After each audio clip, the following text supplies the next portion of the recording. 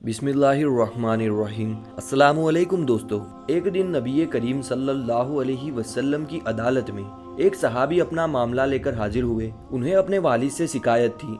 नबी करीम सल्लल्लाहु अलैहि वसल्लम के सामने बैठकर अर्ज करने लगे, या रसूलुल्लाह सल्लल्लाहु अलैहि वसल्लम, मेरा बाप बिना मेरी इजाज़त के मेरा माल ले लेता है, यानी जो पैसे मैं कमाता हूँ वो बिना मुझसे पूछे उठाकर खर्च कर लेता है। आप इस मामले में मेरे वालिद से बात कीजिए, क्योंकि इस्लाम के मुताबिक उसूल यही है कि कमाई वालिद की हो और वो बेटे के पास हो तो वालिद उसे खर्च करने का जवाज रखता है। लेकिन अगर माल बेटे का कमाया हुआ हो और खालिसतन उसकी मेहनत मजदूरी का हो तो बाप को इख्तियार नहीं कि वो बिना बेटे की इजाज़त के वो माल खर्च करे। हुजूर अकरम सल्लल्लाहु अलैहि वसल्लम शिकायत सुनकर खामोश हो गए और फरमाया, इनके वालिद से कहो मेरे पास आ जाएं। जब उन सहाबी के वालिद को मालूम हुआ कि मेरे बेटे ने नबी करीम सल्लल्लाहु अलैहि वसल्लम के पास मेरी शिकायत की है तो उनको बहुत रंज हुआ और बहुत गमगीन हो गए, लेकिन जुबान से कुछ ना कहा, क्योंकि अरब के लोग कमाल के शायर हुआ करते थे। तो उन्होंने दिल ही दिल में चंद अशहार कहे जिनकी सदा अल्लाह ताला ने सुन ली। वो शख्स नबी करीम सल्लल्लाहु अलैहि वसल्लम से मुलाकात के लिए चल दिए,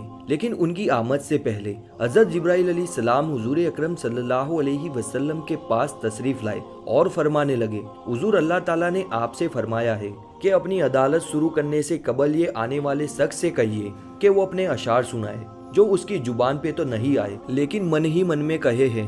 अल्लाह ने उन्हें अर्श पर सुना है। अल्लाह ताला चाहते हैं कि वो अशहार आप भी सुने और सब भी सुने। वो आदमी जब हुजूर सल्लल्लाहु अलैहि वसल्लम के सामने पहुंचा तो आपने फरमाया कि अदालत शुरू करने से कबल मुझे जरा वो अशहार सुना दो जो आपने यहाँ आने से कबल अपने दिल में कहे हैं, लेकिन अल्लाह ताला ने अर्श पर वो सुन लिए हैं। वो अशहाब बोले, या रसूलुल्लाह सल्लल्लाहु अलैहि वसल्लम, हम तो पहले ही आप पर ईमान रखते हैं और रोज ही हमारा ईमान बढ़ जाता है इस किस्म की बातों से कि आपका रब कितना ताकतवर है, जिसने मेरे दिल की धड़कनों में उठने वाली आवाज को सुन लिया है।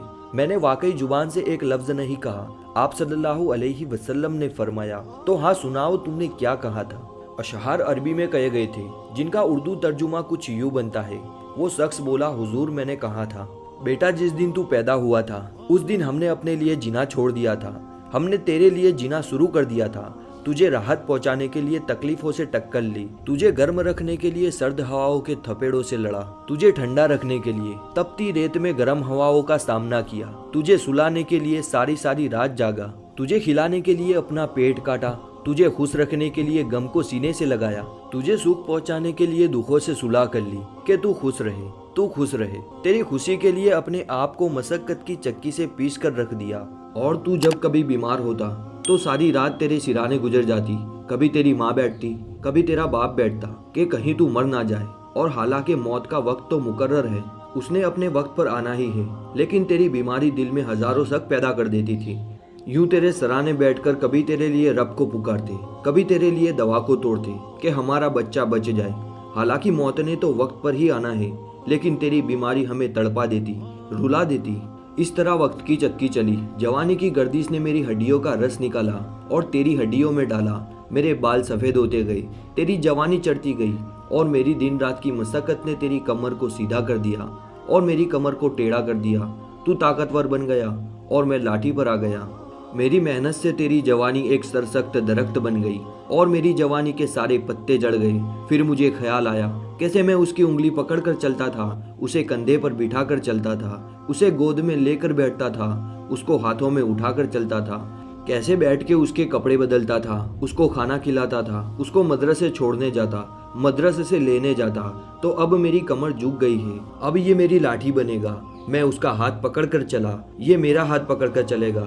मैं उसका आसरा बना, ये मेरा आसरा बनेगा। लेकिन मेरे बेटे की आंखें तो सर पर चली गई, आसमान पर चली गई और मेरा बेटा मुझे ऐसे देखने लगा जैसे मैं बाप नहीं उसका नौकर हूँ। तेरी आंखों के तेवर बताने लगे कि शायद मैं तेरा बाप नहीं। तो मैं तन्हाई में बैठकर सोचने लगा, कहीं मैंने कोई ख्वाब तो नहीं देखा। मैं इसका बाप हूँ, क्योंकि इसका रवैया तो बता रहा है कि मैं इसका नौकर हूँ और ये मेरा मालिक है।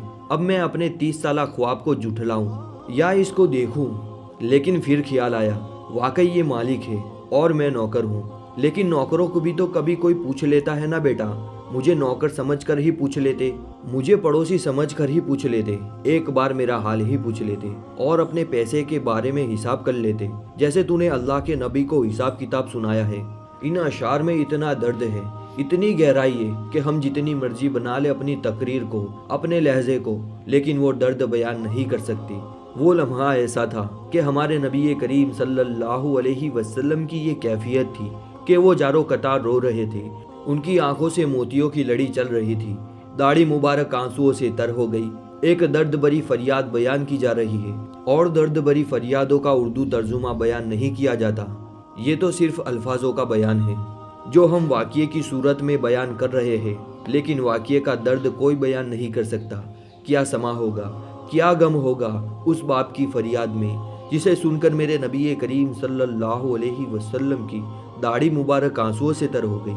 आप सल्लल्लाहु अलैहि वसल्लम ने उस शख्स के गिरेबान को जोर से पकड़ा और उसे झटका देते हुए कहा, उठ जाओ और दफा हो जाओ मेरी नजरों के सामने से। और मुकदमे का फैसला कुछ यूं सुनाया, फरमाया कि जा तेरा सब कुछ तेरे वालिद का हुआ। वाक़ये का बयान तो इस बात की निशानदेही है कि हमारा रब कितना ताकतवर है और सुनने वाला है, कितना ताकतवर देखने वाला है कि वो हमारे ऐब देखता है, अच्छी बातें देखता है, सुनता है और हमें अजर देता है। प्यारे दोस्तों, वालिदैन इस कायनात की खूबसूरत नेमत है। इनकी कदर करें और इनकी फरमा बरदारी करें, इनको खुश रखें जैसे इन्होंने हमें खुश रखा है।